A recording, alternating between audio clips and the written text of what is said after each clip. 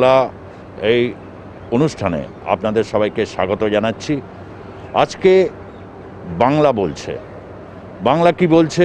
বাংলা বলছে ইনভেস্টমেন্টের কথা, বাংলা বলছে বিনিয়োগ চাই রাজ্যে, বাংলা বলছে কর্মসংস্থান চাই বাংলায়, বাংলা বলছে যে নতুন পোস্ট কোভিড যে ভারতবর্ষ তৈরি হবে, সেই পোস্ট কোভিড ভারতবর্ষ এক উন্নত স্বাস্থ্য সচেতন এক দেশ চায়।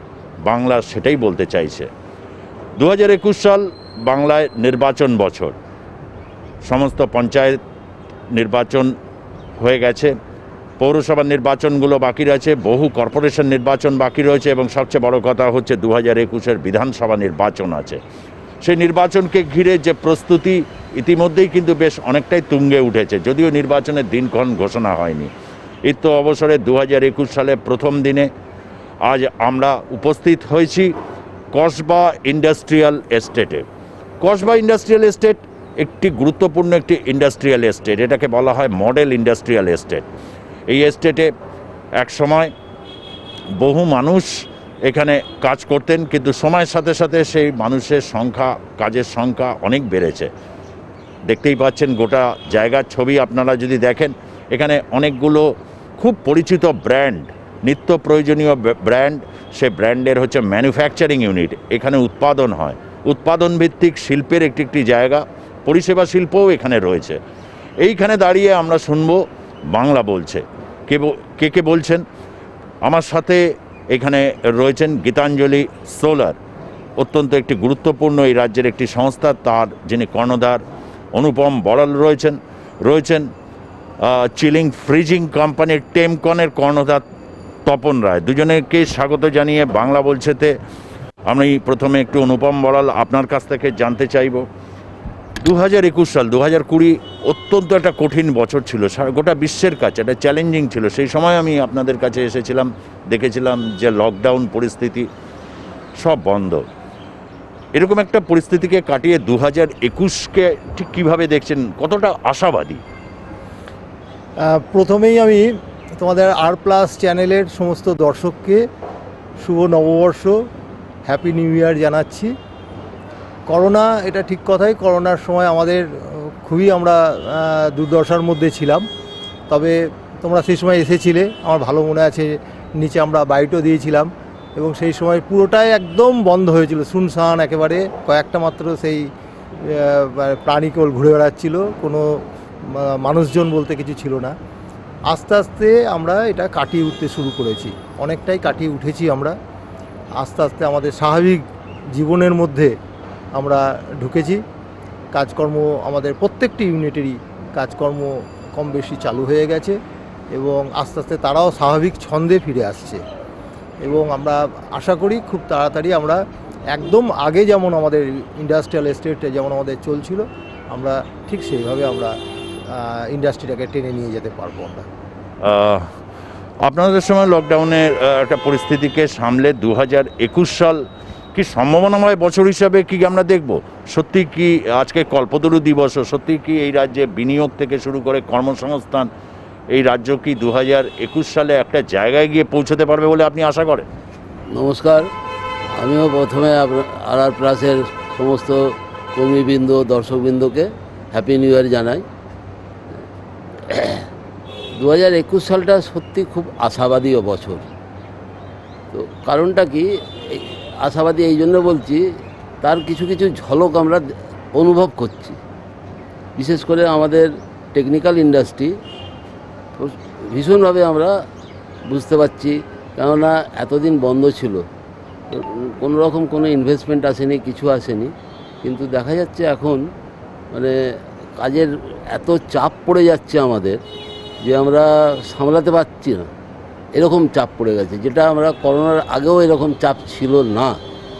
কিন্তু করোনা সেদিক থেকে তো খুবই আশাবাদী, তার মানে প্রচণ্ড আশাবাদী। হ্যাঁ, মানে ইভেন কি আমরা ভাবছি যে আমাদের এই লকডাউনের সময় এতদিন বন্ধ ছিল, এইসব ছিল, তারপরেতেও যা চাপ, আমরা হয়তো গত 2 বছরের টার্নওভারটাকেও ক্রস করে যেতে পারি, এরকম কন্ডিশন। আর সবথেকে ভালো ব্যাপার হচ্ছে আমাদের প্রত্যেক কটা ছেলেই জয়েন করেছে, আস্তে আস্তে গভর্নমেন্টের নিয়ম অনুযায়ী, নিয়ম ফলো করে আস্তে আস্তে প্রত্যেকটা ছেলে জয়েন করেছে এক্সেপ্ট দুজন, একজন থাকতো গঙ্গাসাগরে, সে আসতে পারেনি বা তার কোনো খবর নেই। আরেকটি ছেলে বিহারে চলে গেছিল, সেও আসেনি, এখনও অবধি আসেনি। এলে কিন্তু তাদেরকেও আমরা রিক্রুট করে নেব, এই নয় যে তাকে বার করে দেবো। হ্যাঁ, আমাদের একটু কষ্ট হয়েছে প্রথম দিকে, ওরাও কষ্ট করেছে। হ্যাঁ, তো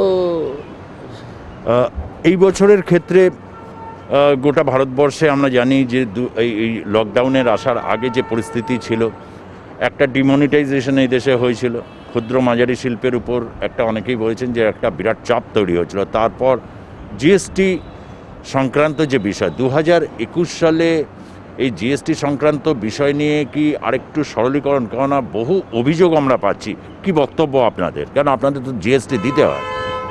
জিএসটি একটা সমস্যা যে একেবারে নেই তা নয়, জিএসটি সমস্যা আছে। আমি একটা উদাহরণ দিলে বুঝতে পারবে খুব সহজে, যে আমরা যখন র মেটেরিয়ালস পারচেস করি তখন আমরা জিএসটি দিয়েই আমরা পারচেস করতে হয়, মানে সেখানে আমাদেরকে জিএসটিটা পে করতে হয় আগে। এবার ধরো যখন আমরা ফিনিশ গুডসটা যখন আমরা তৈরি করছি, করার পরে যখন আমরা ডেলিভারি করছি এবং তারপরে ধরো কোনো ক্ষেত্রে ইনস্টল হচ্ছে, বিশেষ করে গভর্নমেন্ট প্রজেক্টগুলোতে সমস্ত কাজটা শেষ করার পরে তারা পেমেন্ট করে, এবং সেইটা কোনো ক্ষেত্রে 6 মাস 8 মাসও লেগে যায় কোনো প্রজেক্ট শেষ করতে। তার মানে ওই 6-8 মাস আমি কিন্তু তাদের কাছ থেকে কোনো পেমেন্ট পাচ্ছি না। তার ফলে সেই যে জিএসটিটা আমার কিন্তু অ্যাডজাস্ট কিন্তু হচ্ছে না, মানে আমি যে পারচেস এবং সেলস দুটোর মধ্যে অ্যাডজাস্ট হচ্ছে না। তো সেখানে যদি বলা হয় আমাদের এরকমভাবে যদি একটা সিস্টেম দাঁড় করানো যায়, যে পার্টিকুলার গভর্নমেন্টকে বলা যে তুমি যখন মেটেরিয়ালটা পারচেস করছো তুমিও সঙ্গে সঙ্গে তাদের পেমেন্টটা করার ব্যবস্থা করো, যাতে তারাও জিএসটিটা পে করতে পারে, মানে অ্যাডজাস্ট করতে পারে। তা নাহলে কী হবে, আমাকে সবসময় আমাদেরকে জিএসটিটা আমাদেরকে ডাবল জিএসটি আমাদেরকে পে করে যেতে হচ্ছে, মানে আমাদের সেইটা বেয়ার করতে হচ্ছে। সেইটা থেকে বেরিয়ে আসার জন্য আমার মনে হয় যে গভর্নমেন্টের এই পলিসিগুলোকে একটু চেঞ্জ করা উচিত। জিএসটি তো নতুন, এখনও কিন্তু জিএসটিটা আমি তো মনে করি এখনও পরীক্ষামূলকই চলছে। এটাকে আস্তে আস্তে একটা ঠিক জায়গায় নিয়ে আসতে হবে, তাহলে কিন্তু ইন্ডাস্ট্রির পক্ষেও লাভ যেমন হবে, সরকারের ক্ষেত্রেও লাভ হবে। জিএসটিটা কি আপনি মনে করেন যে এর আর একটু দ্রুত এর সংস্কারের প্রয়োজন রয়েছে?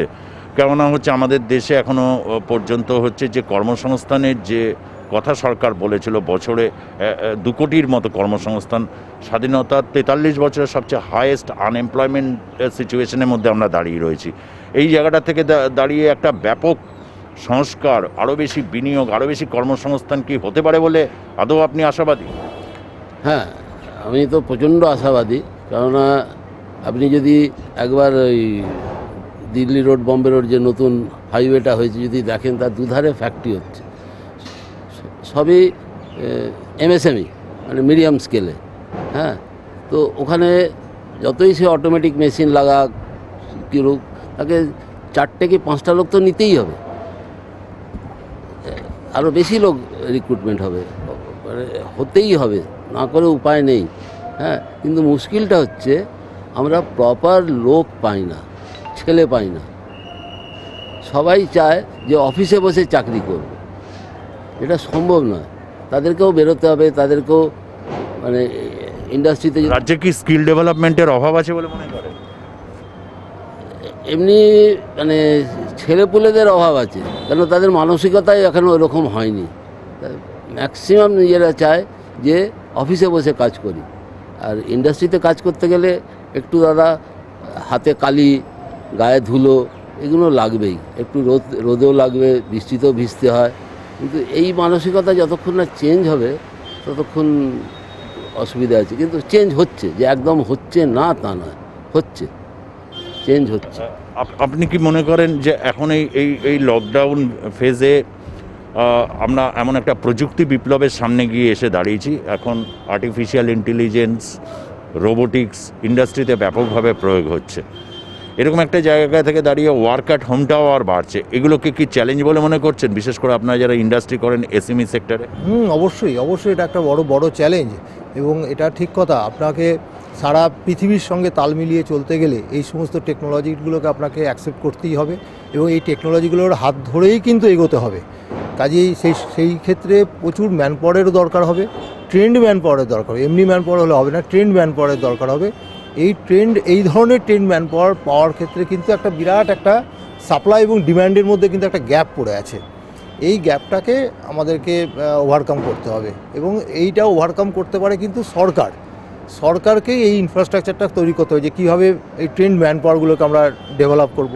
যেমন এই মুহূর্তে দাঁড়িয়ে একটা বড় প্রশ্ন আসছে যে বিদ্যুৎ একটা নিয়ে একটা সমস্যা বরাবরই তৈরি হয়। আমরা দেখেছি আমফানের পর কি পরিস্থিতি রাজ্যে তৈরি হয়েছিল, বিগত এই যে বছরটা আমরা ফেলে এলাম।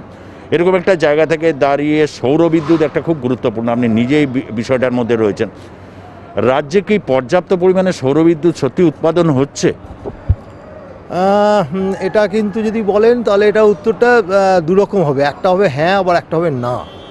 হ্যাঁ বলতে এক্ষেত্রে তো একটাই উত্তর হওয়া উচিত, হয় হ্যাঁ ভালো হচ্ছে, বা না সেরকম পর্যাপ্ত। না, যদি সেই রেসপেক্টে বলেন, গোটা ভারতবর্ষে যে সোলার এনার্জির যা চলছে, কাজকর্ম চলছে, তাতে পশ্চিমবঙ্গ পিছিয়ে আছে, এ সম্বন্ধে কোনো ভুল নেই। তার অন্যতম কারণ হচ্ছে সরকারের পলিসিটাকে কিন্তু সরকারকে একটু মডিফাই। কীরকম পলিসিটা?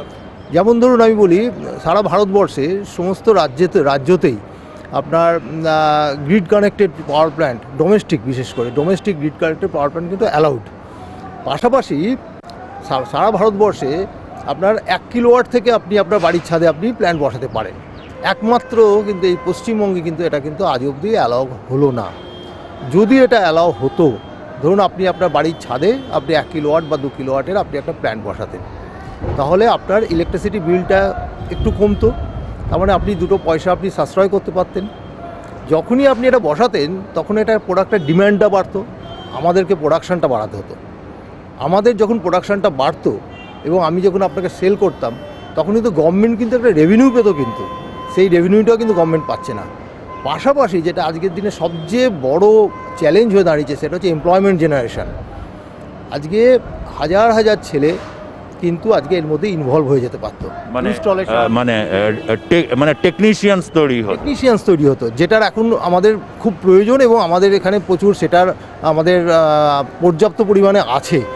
মানে সেই টেকনিশিয়ানটা তাদেরকে ট্রিটবিট একটু ছোটোখাটো দিয়ে ট্রেনিং দিয়ে দেওয়া যায়, তাহলেই তারা করতে পারে। যেমন ধরুন আপনি পাড়ায় পাড়ায় দেখবেন এখন কেবল লাইনের বহু ছেলে, তারা হয়তো খুব বেশি শিক্ষিত নয়, কিন্তু বহু ছেলে তারা কিন্তু এই কাজটার মধ্যে ইনভলভ হয়ে গেছে। তেমনি প্রতিটি জেলায়, প্রতিটি ব্লকে, প্রতিটি বাড়ির ছাদে ছাদে যদি এই সোলার প্যানেলগুলো লাগানো যেত, তাহলে কিন্তু এটা একটা মানে গভর্নমেন্টের কাছে এটা একটা বড় একটা প্লাস পয়েন্ট হতো, সুযোগ হতো একটা। এবং এটা বরং কিছু মানুষ যেমন বলে যে গভর্নমেন্ট হয়তো খুব একটা সোলার প্রো নয়, ডোমেস্টিককে কেন অ্যালাউ করছে না। এই যে লক্ষ লক্ষ কোটি কোটি মানুষ আজকে ডোমেস্টিকে, তারা কেন সোলার এনার্জি ব্যবহার করতে পারছে না, তার অন্যতম কারণ হচ্ছে গভর্নমেন্ট পলিসি। এই পলিসিটাকে আমার মনে হয় একটু ভাববার সময় এসছে। এটাকে যদি একটু ভাবে গভর্নমেন্ট, তাহলে গভর্নমেন্টের রেভিনিউ যেমন পাবে, তার কারণ আমি আগে বললাম যে জিএসটি থেকে বা সেল থেকে, প্রোডাকশান থেকে যেমন পাবে, পাশাপাশি সবচেয়ে বড় যেটা লাভ হতো গভর্নমেন্টের, সেটা হচ্ছে একটা এমপ্লয়মেন্ট জেনারেশনের একটা সুযোগ। এটা পরিষ্কার যে আজকে ভারতবর্ষে যেখানে প্রতিশ্রুতি রাখা যাচ্ছে না, তার একটা বড় রকম কারণ হচ্ছে যে নতুন এমপ্লয়মেন্ট অ্যাভিনিউজ তৈরি হচ্ছে না। এই এমন একটা বিরাট ক্ষেত্র সোলার, সেই ক্ষেত্রের আমরা শুনলাম। আশা করি 2021 ভোটের বছর রাজ্য সরকারের নিঃসন্দেহে এই ক্ষেত্রে একটু ভাবনা চিন্তা করে যদি তারা এগোতে পারে, তাহলে নিঃসন্দেহে একটা বড় দিক কিন্তু তারা এগোতে পারবে বলে মনে করছেন অনুপম বড়াল। আমি আসবো তপনবাবুর কাছে। ইঞ্জিনিয়ারিং শিল্প এই রাজ্যে একটা সময় পাইনিয়ার ছিল, 90-এর দশক থেকে কমতে এখন একটা যে জায়গায় এসে গিয়ে দাঁড়িয়েছে, সেখানে রাজ্যের কাছে 2021 ইঞ্জিনিয়ারিং শিল্পের কাছে কোনো ভবিষ্যৎ কিছু আপনি দেখতে পাচ্ছেন? এই রাজ্য কি সত্যিই খুব সিরিয়াস যে এখানে ইনভেস্টমেন্টের ব্যাপারে বা শিল্পায়নের প্রশ্নে অনেকগুলো জায়গায় পার্ক হয়েছে, ইন্ডাস্ট্রিয়াল পার্ক হয়েছে, রাজ্য জুড়ে হয়েছে, তথাপি কি মনে করেন যে সত্যি কাজের কাজ কিছু হচ্ছে? হ্যাঁ, কাজের কাজ হচ্ছে। আর আপনি যেটা প্রথমেই বললেন যে একটা সময় পায়োনিয়ার ছিল, এখনও পশ্চিমবঙ্গ মরাহাতি লাখ টাকা। আমাদের যে প্রোডাক্ট, এটা সারা ভারতবর্ষে যায়। এমন ভারতবর্ষের এমন কোনো জায়গা নেই। দার্জিলিংয়েও আমাদের মেশিন আছে, ঠান্ডার মেশিন। কাশ্মীরে নেই, এটা একটু মনে দুঃখ আছে। তো কাশ্মীরেও আশা করছি হয়ে যাবে। একজনের সঙ্গে কথাবার্তা চলছে কাশ্মীরেও। তো ঠান্ডা জায়গাতেও আমাদের মেশিন যাবে। গরম জায়গাতে তো যাই। তো কারণটা কি, এটা একটু ইঞ্জিনিয়ারিংয়ের ব্যাপার আছে একটুখানি। আর আপনাকে যখনই কোনো মেশিন তৈরি করবেন বা যাই করতে যান না, যে কোনো প্রোডাক্ট, আপনাকে আপগ্রেডেশন কন্টিনিউয়াস করতে হবে। এখনকার যে বিদেশি যে সমস্ত বিশেষ করে চায়না এক প্রবল প্রতিপক্ষ, ইউরোপিয়ান ইউনিয়নের বিভিন্ন দেশ তারা প্রবল প্রতিপক্ষ। পর্তুগালের টেকনোলজিও এখানে ব্যবহার করা হচ্ছে বিভিন্ন ব্রিজগুলোর ক্ষেত্রে। তাহলে রাজ্যের ইঞ্জিনিয়ারিং শিল্পর ক্ষেত্রে আপনি বলছেন যে এখানে কর্মী অভাব আছে, বা হচ্ছে যেটা হচ্ছে পর্যাপ্ত পরিমাণে এখানে রিসার্চ অ্যান্ড ডেভেলপমেন্টের সুযোগ সেইভাবে তৈরি করা যায়। তাহলে তো এটা এক ধরনের কোথাও কি আমরা একটা ব্যর্থতার জায়গায় দাঁড়িয়ে রয়েছি, যেখান থেকে হয়তো আমাদের এগোতে হবে সামনের দিকে? না, ঠিক পুরোপুরি এটা ব্যর্থতার মধ্যে নেই। হ্যাঁ, কেননা এখনও আমাদের এখানে টেকনোলজি জানা প্রচুর লোক রয়েছে যারা, সেটা বিদেশি টেকনোলজির সাথে কম্পিট করার মতো। হ্যাঁ হ্যাঁ হ্যাঁ, আমরা মানে বিদেশি সাবস্টিটিউট মেশিনই তৈরি করি। যারা বিদেশ থেকে নিয়ে আসে তারা বন্ধ করে দিল। যেমন ধরুন একটা মাল্টিন্যাশনাল কোম্পানি, ওরা জার্মানি থেকে মেশিনটা আনতো। এবার ওরা আমাদেরকে একটা মেশিন দেখালো, বললো দেখুন এই মেশিনটা আমরা জার্মানি থেকে আনছি, আমরা চাইছি এখানে তৈরি হোক। তো আমরা ওই মেশিনটাকে দেখলাম, দেখার পরে বললাম যে কোনো সমস্যাই নয়, একদম ডিটো এরকম তৈরি হয়ে যাবে, আপনি বুঝতেও পারবেন না যে এটা জার্মানি থেকে আছে না আমাদের কলকাতা থেকে আছে। দেখা গেল যে ওরা এখন আমাদের থেকে রেগুলার নিচ্ছে। কসবা ইন্ডাস্ট্রিয়াল এস্টেট কি তাহলে মানে ঠিক আগের যে ফর্ম শুরুর দিন থেকে যেভাবে এটা গড়ে উঠেছিল সেই ফর্মেই কি এই মুহূর্তে ফিরে এসেছে? 2021-এ কি আরেকটু কিছু বাড়তি আমরা দেখতে চলেছি? প্রথম কথা হচ্ছে আপনি যেটা বললেন যে আগের ফর্মে আসার কথা, হ্যাঁ আগের ফর্মে অনেকটাই চলে এসেছে। 100% আমি এখনও বলবো না, তবে অনেকটাই চলে এসেছে। আর আগামী দিনে এটা না খুব মানে বলাটা এই মুহূর্তে খুব মুশকিল, কারণ আমরা কিন্তু এখনও করোনা থেকে পুরোটা বেরিয়ে আসতে পারিনি।